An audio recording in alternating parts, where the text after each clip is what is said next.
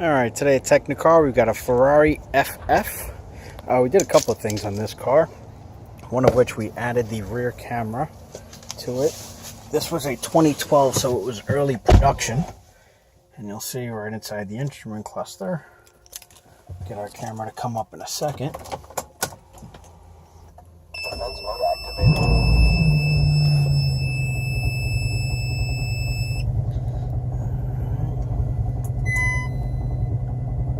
Camera appears just as stock within the instrument cluster, so you get all the originality of the Ferrari system, but at the same time you don't have to worry about whether or not it came that way off the assembly line.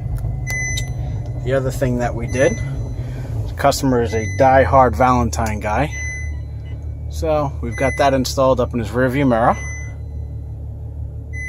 as you would normally expect from us. Check us out online, www.technicar.com.